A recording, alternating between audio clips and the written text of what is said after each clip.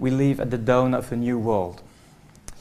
Our children's, your children's actually, will live in hybrid cities.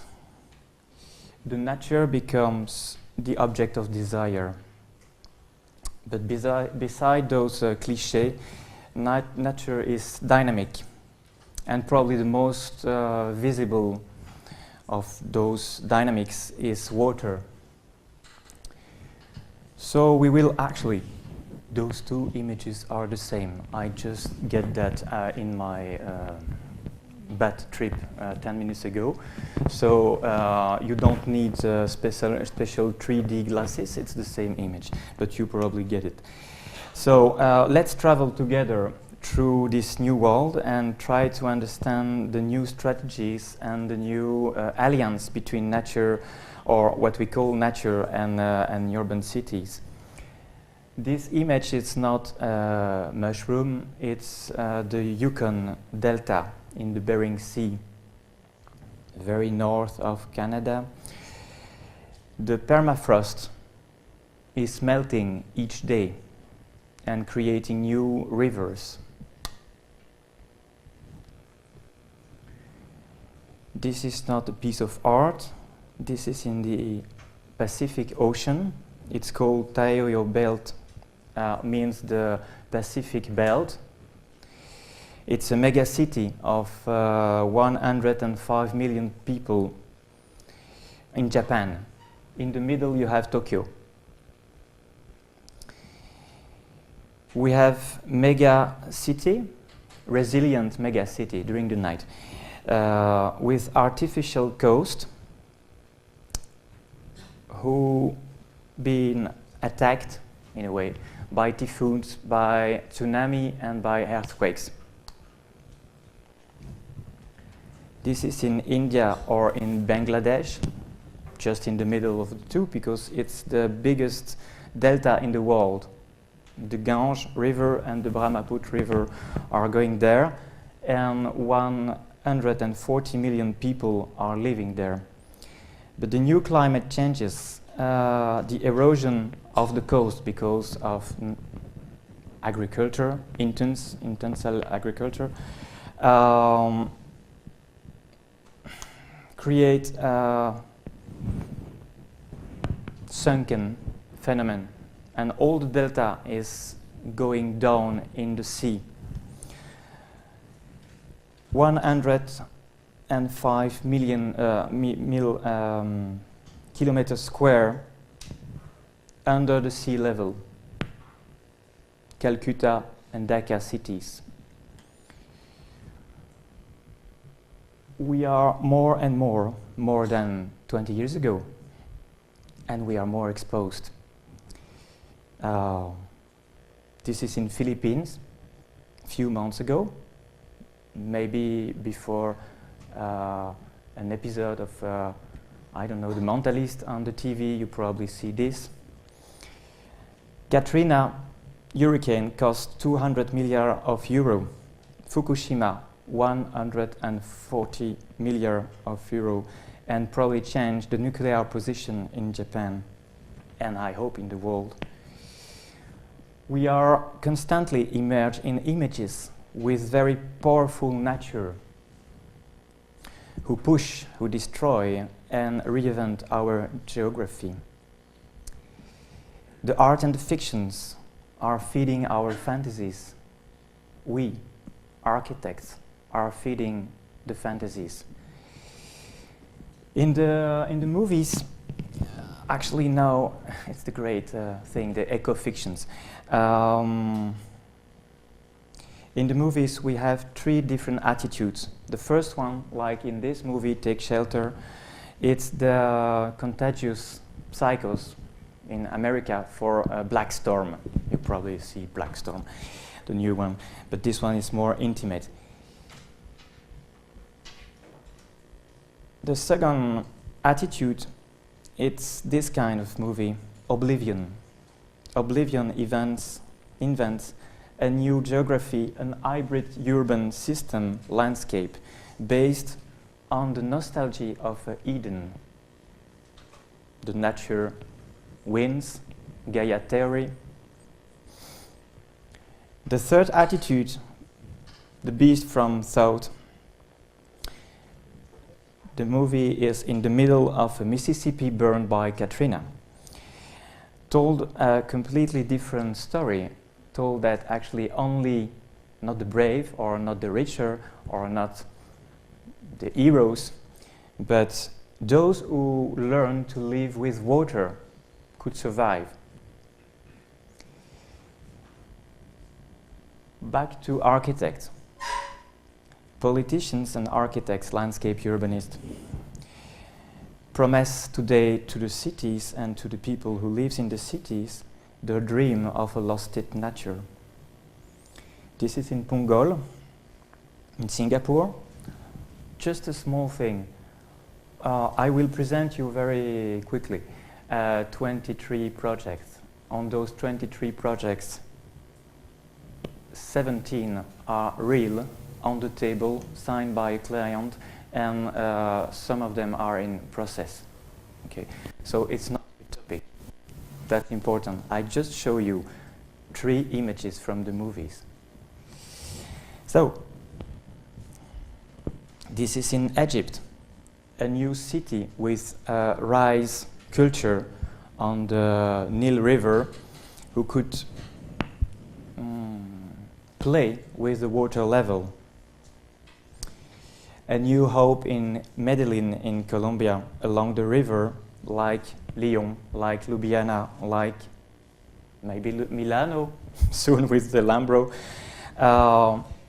and probably soon in London also with this project of open air pool filtered by vegetation in the Thames. In few weeks in Benjin, periphery, landscape called the floating gardens, the purity floating gardens or something like that. In few years in Copenhagen city, with this project ordered by the city of Copenhagen for the harbor, a new kind of topography looks like iceberg to create new sports on the harbor and to live with the water differently. Always this object of desire, but also another question, the protection against the water dynamics. So after this very short travel, I try to understand what kind of strategies build in this project. And actually I found 5 strategies of landscape resilience against the water dynamics. If you found a 6th one, you have my email on my website and please contact me.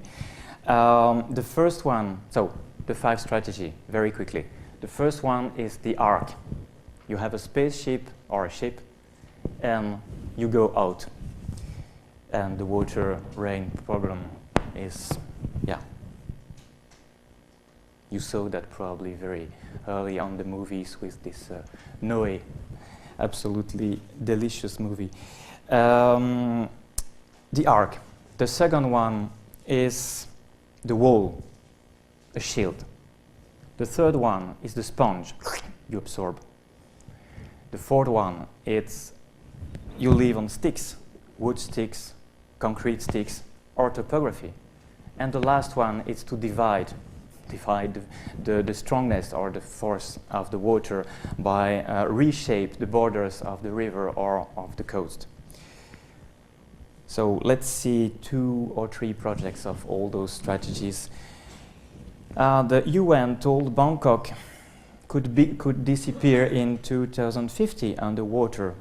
Each year, 2 centimeters, the city is sinking 2 centimeters under the sea level. 12 million people. This project called Vetropolis develop a floating city offshore, ecological one. Filter, solar, wonderful, but probably reserved to few people, few heroes.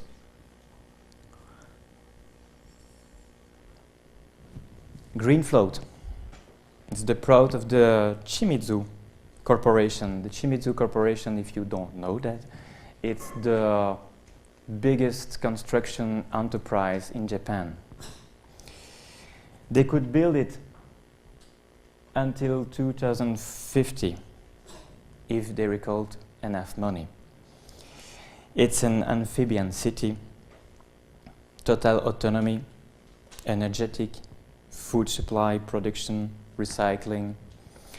And this floating city, 3 kilometers wide, could be connected with other 3 kilometers wide cities, are floating or could colonize Pacific Ocean on the equatorial line, where climate conditions are the best one. And if one day a typhoon come, they have 100-meter high steel shield all around who is developing. It's not a project of students. It's a project of the most important construction enterprise in Japan. Okay, let's see what happened in Lagos. You probably know this project. Lagos is the most populated city in Africa. It's the first harbor. It's on the Nigerian coast. And on this city, growing city, lives a suburb. Let's say it's not a suburb, it's a slum. It's probably the most or the biggest slum on water in the world. There are 250,000 people who live there and learn first to swim before walking. I don't tell you the color of the water. Of course. It's called Makoko. Makoko is doomed because the Ministry of Equipment is guided by the Prince of Nigeria, and he would like to invite investors from other countries to the coast and to provide an ecological, wonderful marina. So this is an alternative project interesting on the ARC strategies. The small thing you saw, I don't know if I have a light, like, oh, okay, this. It's a school. It's a floating school. Auto construction, solar system, recycling of water, built by people there with Dutch architect Ecole. It's a prototype. 1 year ago, for 100 children, it's already 300 children who are passing through this thing. And actually this prototype was thinking to multiply and to replace the existing slum system with auto construction and social network. I'm working now on a similar system in Cotonou in Benin with productive gardens, floating, communitary floating gardens. Second, you very quickly see how and which are the utopic one and which are the non-utopic one. This one is not a real one. The wall strategy. The wall strategy. The wall is never high enough. We saw that even in Amsterdam, even in your wonderful country, they start to be a little bit afraid about the water sea level, even if you have 100 years in advance thinking what could happen. It's never high enough. So now the wall is changing of morphologies. That's interesting. It's not anymore only a dam, but it's vertical cities with vertical or hybrid or underground agriculture with subway inside it.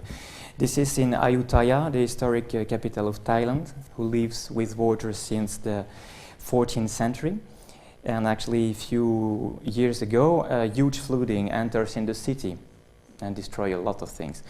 So Super Bowl Reservoir is a project for a new kind of agriculture, for a new kind of economy, based on this huge amount of water kept in tank cities, in a way.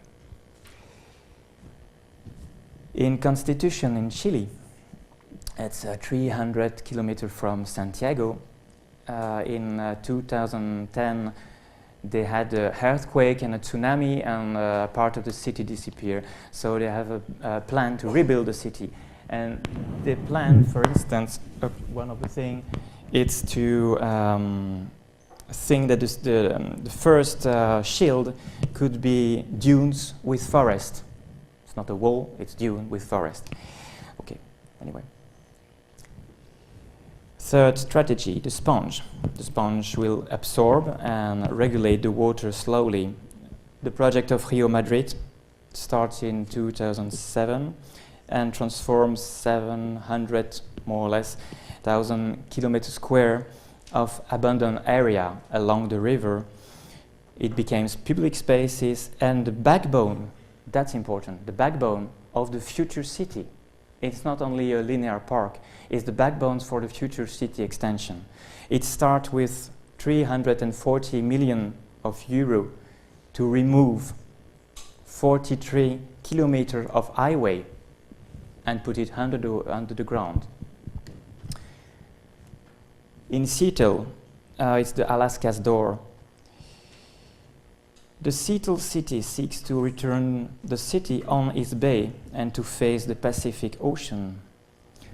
This is Elliott Bay, an ex-industrial harbor, who present now in process public gardens and a park system, a landscape urbanism, absorbing water dynamics and showing how the water could scenery in this strongness.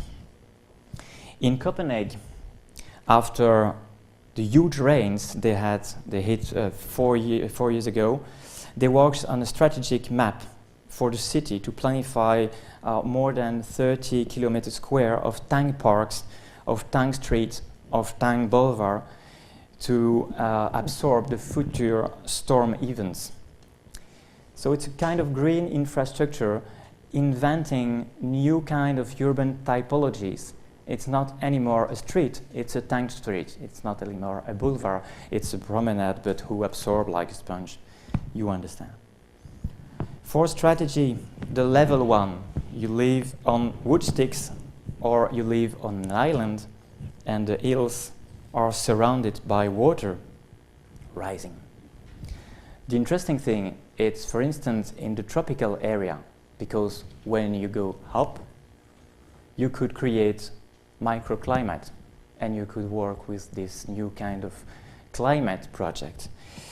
This is in Saigon, the Tutiem area, 640 hectares in a flooded territory by the Saigon River, just facing the Ho Chi Minh Historical Center. It will become an ecological and economic area based on flooded meadows, resilient hills, and a new topography to avoid the water. In Taichung, an ancient airport area, they build a new park, or they start to build a new park. The tropical climate. It's interesting to understand what means the tropical climate in Taichung. It's 80% of air humidity and rains period, very strong. They find a solution here against this warming effect created by a certain kind of vegetation and the topography who create highlands. 80% of the park could be flooded, and there are highlands with a path, and on each of these islands there are a microclimate who could resist to this illness. In Singapore, the water is in the hand of one man and one company, a big company, Chinese company. I don't know if you understand what that means. All the water in Singapore in the hand of one company, a private company. Water go out of the city, water came in the city, water you drink, water you grow away. Okay, so this company, because we have to be a little bit Positive also. This company provides public spaces, and they work on a network of public tongue parks. This is one of them, with the same strategy of topography things. It's called the Bishan Park, and when they build it, they calculate for the extension and the densification of the neighborhood with the rainwater to absorb 40% more of the rainwater and the events with the river flooding. Last strategy, ramification, division strategy, reduce the power of dynamic of water in multiple new harms. It's in Angers, in France. They reconquest the river bench and they reshape the river bench. It's not only flooding, you see the two pictures before and after. It's not only flooding our meadows, for instance, but it's also shaping highlands and new harms to slow down the river forces. In Taiwan, the Aogu Park at the estuary of the Beigang River, it's a very important place, spots for birds each year.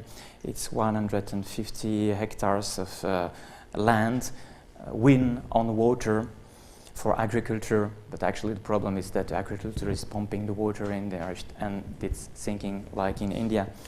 And so today they have a huge problem with this. So they decide to create a park, a project against the typhoon, against the polluted area with the water, but with this strategy of divided places. We are in Riyadh, in Saudi Arabian Saudi, I don't know, what do you call that in English? Arabie Saoudite. 5 million people who live there. And the Wadi Arifa is a fertile land situated at the door of the biggest sand landscape in the world. It ends in the neighborhood of this huge city, before an industrial area and today more and more a residential area. When flood is coming, polluted area gains the residential area, so it's not possible. So they do a project, and they do a project of filter, but also of public spaces, of public park. Kept the water from those residential area, reducing the flooding system, you understand, and using the vegetation, the local vegetation, and that was a fight with the authorities, because in the script you have to use vegetations bling bling. I don't know if you understand this word. I mean vegetations like in Palazzo, okay, very prestigious one. So I mean palm trees with golden boxes. And the landscapers and the officers are fighting to say that, okay, you have a wonderful local vegetation, we take just the seeds, we make them then grow, and we use it, and it reduces the price. Okay, that's go it. So the price argument is a good one. Just another word about this place, because it's interesting. You have to know that in this country, they don't have leisure center. They don't have a cinema, they don't have a theater, they don't have things like that. They have what? They have a mall, commercial center. That's the place where the leisure is, more or less. So when they decide to do that, it's a kind of poker game, because they don't know if people are going there or not.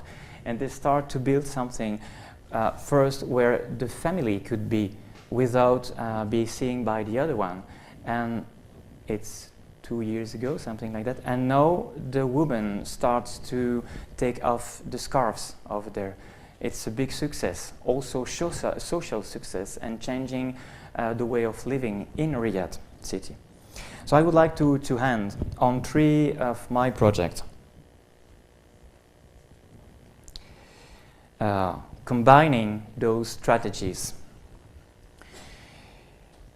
I choose utopic project express for you, because I think you need those also to dream.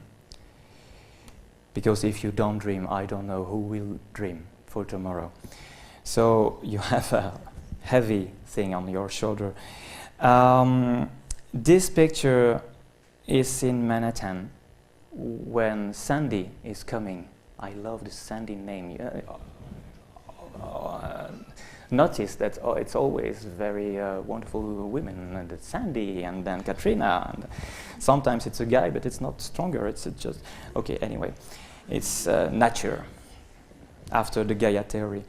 So when Sandy is coming on Manhattan and on the East Coast, it provokes some problem.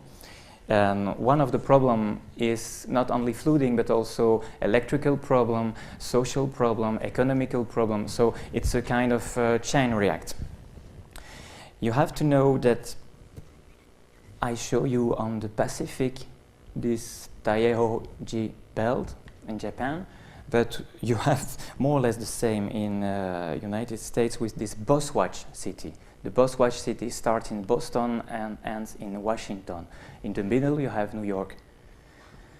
A geograph reveals that in the 60s, and now it's coming.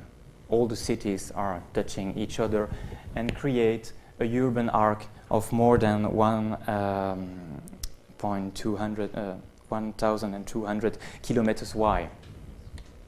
52 million of inhabitants today. So a little bit 20% of all the US people. In 2050, they think that they will have 71 million inhabitants.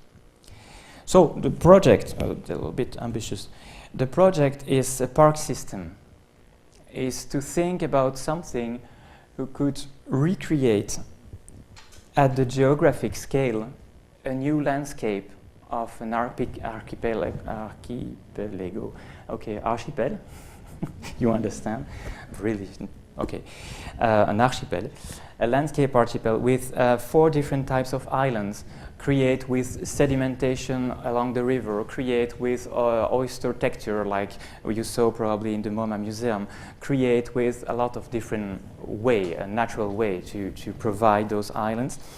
And to create a park system, but not at the scale of New York or not at the scale of Washington, but at the scale of Boswatch. So a new backbones to develop the city along this and to provide or to offer a new kind of resilience on the East Coast.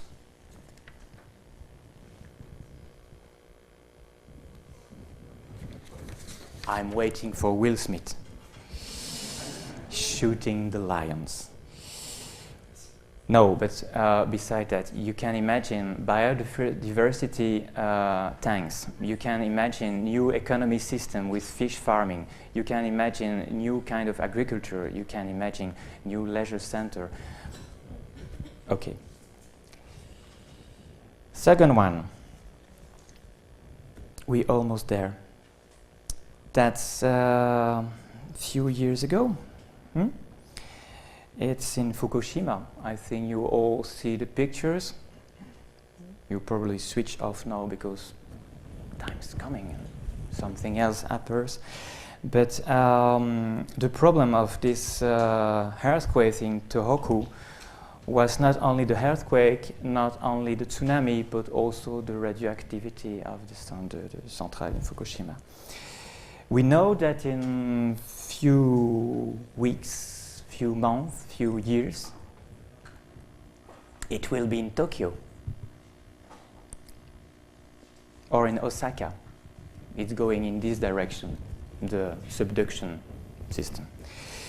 And so for Tokyo, we are waiting for a 30 high meter wave, 100 kilometers high velocity. It's very strong. And an earthquake about 9 magnitude, 9.0. So how a resilient landscape could be think for Tokyo, not only to be a shield, but also to be a possibility of extend the city or live differently. And so this project was in blue over there. You have a scheme of the fragilities, Tokyo Bay, Tokyo is there, Chiba, Yokohama. The strong blue or the electric blue are the polders.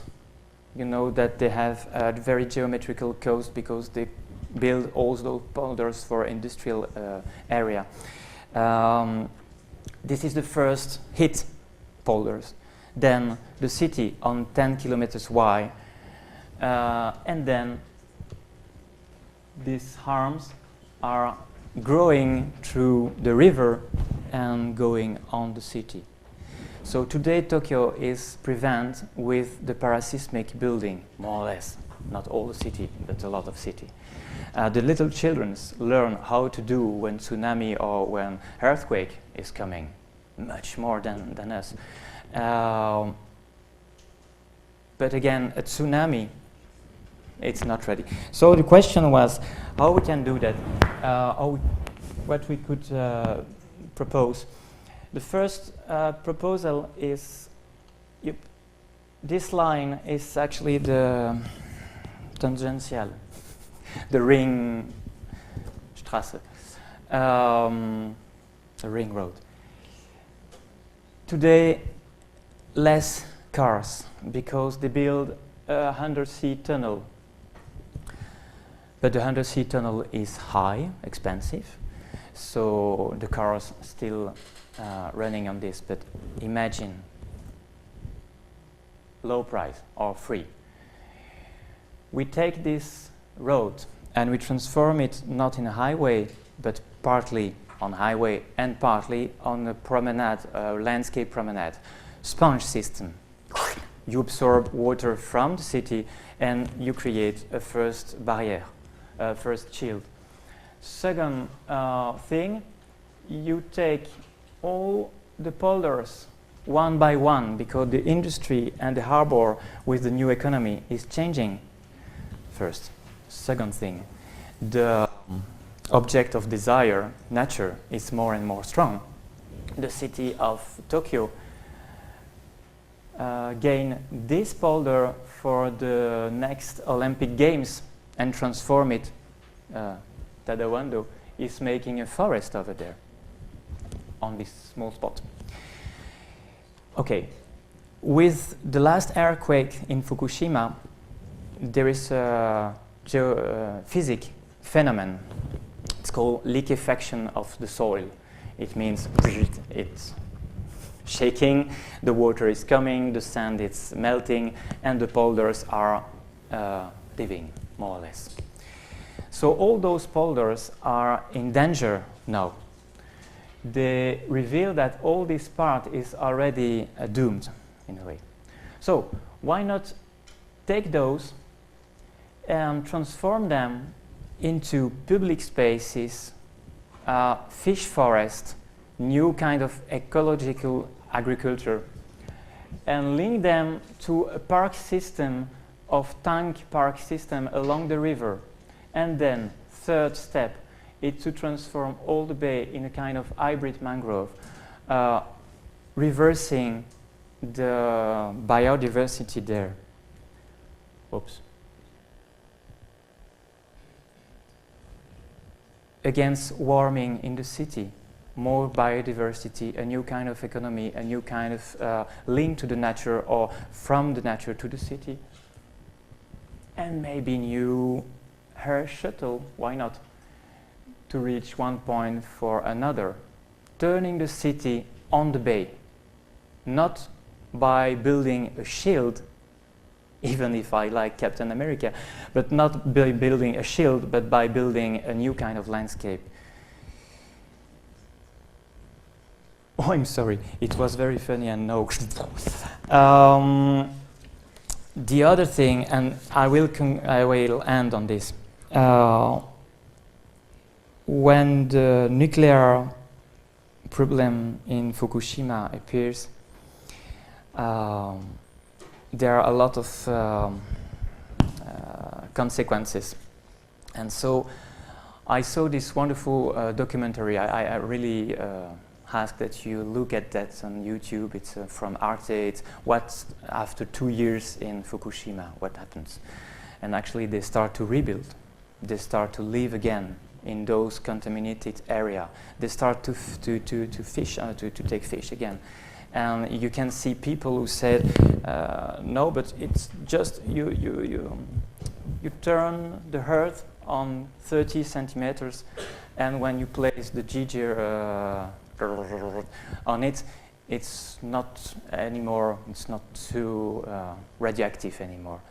20 centimeters, yes, but you put it in the soil, in the water, and all over. And there is this terrible thing that a woman said. She said that she asked to their children, don't have kids, because you're doomed.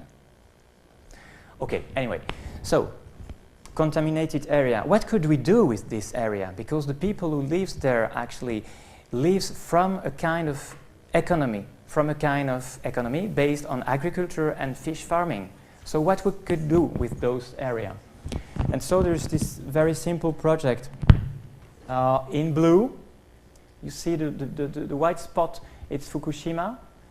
And in blue is the trace, the print of the radioactive earth, ground, soils, measured on 1 meter high today. So after a few years. You cannot eat something from there. It's completely contaminated.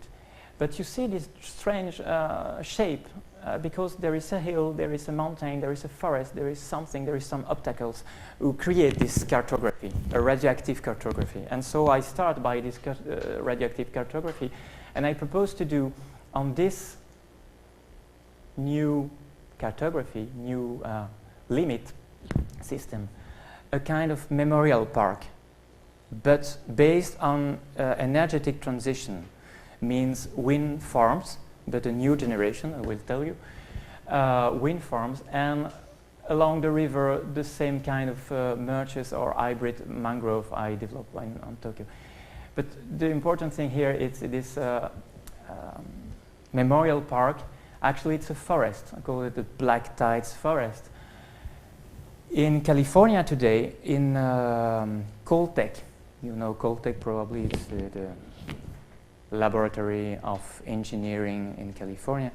They are working on a new kind of wind farming. It's a vertical one, 10 meters high, and you place very close to each other. And actually, they based on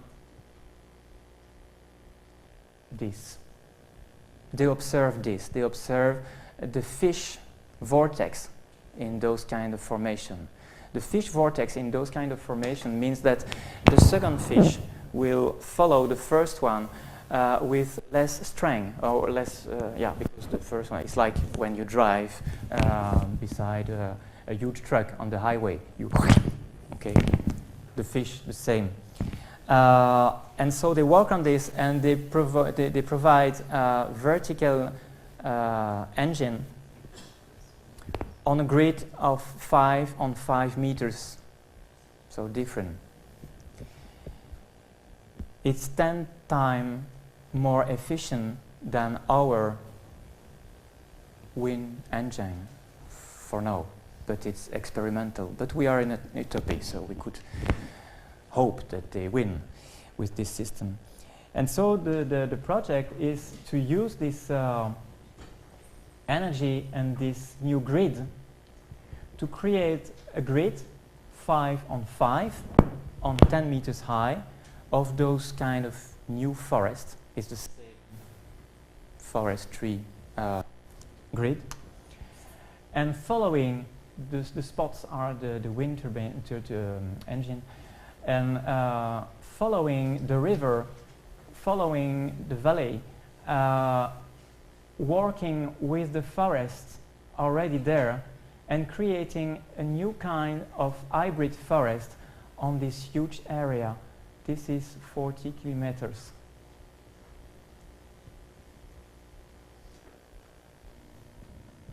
Yep.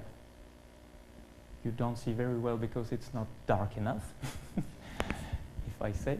But the idea is, okay, that's maybe one solution for using this earth differently, because the lands could be rented by the owners, the agriculture, for placing those sticks like we do in our countries. But you place more sticks and it creates a new kind of landscapes. Okay, so I think I've done anyway. If you have questions, and if not, thank you.